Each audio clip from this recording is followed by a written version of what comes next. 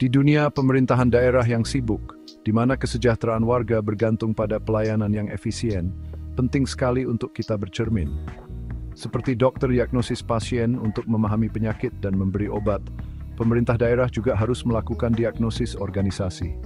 Proses ini seperti pemeriksaan kesehatan untuk melihat apa yang sudah bagus dan apa yang masih kurang, supaya kinerjanya makin baik. Tanpa diagnosis, masalah bisa terpendam. Bikin pelayanan tidak efisien, buang-buang sumber daya, dan warga jadi tidak puas. Bayangkan sebuah kota macet terus. Kalau kita tidak tahu penyebabnya, apakah karena kurangnya infrastruktur, manajemen lalu lintas yang buruk, atau karena jumlah kendaraan yang meningkat, solusi apapun yang diberikan pasti akan sia-sia. Diagnosis organisasi memberi cara yang struktur untuk memahami masalah yang rumit di pemerintahan daerah. Ini memberi para pemimpin informasi yang dibutuhkan untuk membuat keputusan yang tepat, menggunakan anggaran dengan efektif, dan yang terpenting, melayani warga dengan lebih baik. Dengan menemukan hambatan, merampingkan proses, dan menciptakan budaya perbaikan terus-menerus, pemerintah daerah bisa jadi lebih responsif dan efisien. Sama seperti dokter yang punya banyak alat untuk diagnosis, analis organisasi juga punya alatnya sendiri. Alat-alat ini membantu menemukan masalah tersembunyi di pemerintahan daerah. Salah satu caranya adalah analisis data. Dengan memeriksa anggaran, catatan pelayanan, dan masukan dari warga, kita bisa melihat pola dan hal-hal yang tidak biasa.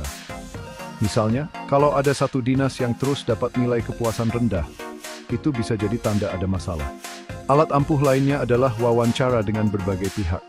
Dengan berbicara kepada staf di berbagai tingkatan, juga warga dan kelompok masyarakat, kita bisa dapat gambaran lengkap tentang kekuatan dan kelemahan organisasi.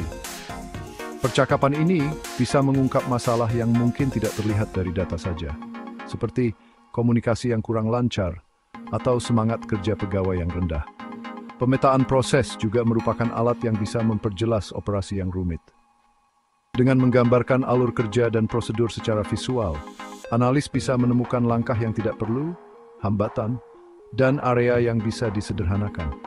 Misalnya, memetakan proses mendapatkan izin mendirikan bangunan, mungkin bisa menunjukkan langkah-langkah yang tidak perlu, yang menyebabkan keterlambatan, dan membuat warga frustrasi.